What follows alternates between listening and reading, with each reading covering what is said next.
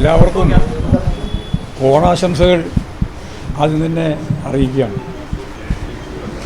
ഇപ്രാവശ്യത്തെ ഓണം വിലക്കയറ്റത്തിൻ്റെ ഓണമാണ്. കഴിഞ്ഞ 10 വർഷക്കാലം ഇടതുപക്ഷ ജനാധിപത്യ മുന്നണി ഗവൺമെൻറ്റിൻ്റെ ഭരണകാലത്ത് മാർക്കറ്റിൽ ഫലപ്രദമായിട്ട് ഇടപെട്ടുകൊണ്ട് നിത്യോപയോഗ സാധനങ്ങളുടെ വില വർധനവിനെ തടുത്തു നിർത്തി എല്ലാവർക്കും സുഭിക്ഷമായ ഓണം കഴിഞ്ഞ 10 വർഷവും കേരളത്തിൽ ലഭിച്ചിട്ടുണ്ട്. ഇപ്രാവശ്യമാണ് ഏറ്റവും വലിയ വിലക്കയറ്റത്തിലുള്ള ഒരു ഓണം ജനങ്ങൾക്ക് അഭിമുഖീകരിക്കേണ്ടി വന്നിട്ടുള്ളത്. അത് ഗവൺമെൻറ് എടുക്കുന്ന നിലപാടിൻ്റെ ഭാഗമായിട്ടാണ്. മാർക്കറ്റിൽ ഫലപ്രദമായിട്ട് ഇടപെടുന്ന രീതി ഇല്ലാത്തതിൻ്റെ ഭാഗമായിട്ടാണ്.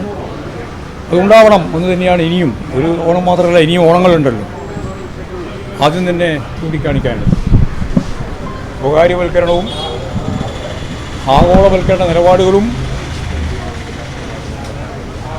വർഗീയ നിലപാടുകളോടുള്ള പരിപൂർണമായ കീഴടങ്ങലും നടത്തിക്കൊണ്ടാണ് വി.ഡി. സതീശൻ ഗവൺമെൻറ് മുന്നോട്ടേക്ക് പോയിക്കൊണ്ടിരിക്കുന്നത്.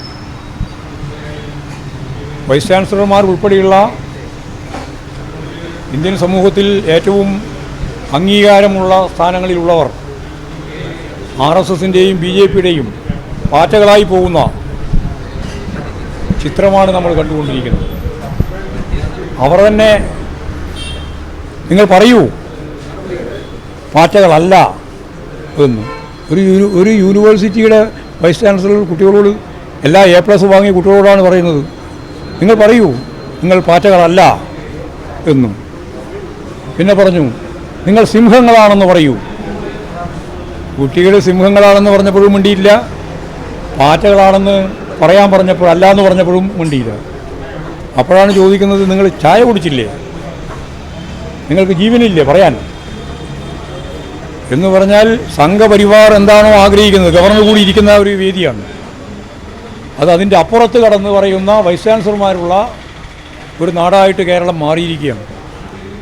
ഇതിനെല്ലാം പൂർണ്ണമായ പിന്തുണ നൽകിക്കൊണ്ടാണ് വി.ഡി. സതീശനും ഉന്നത വിദ്യാഭ്യാസ വകുപ്പ് മന്ത്രി ഉൾപ്പെടെയുള്ളവരെല്ലാം ഇന്ന് നിലപാട് സ്വീകരിച്ചുകൊണ്ടിരിക്കുന്നത്.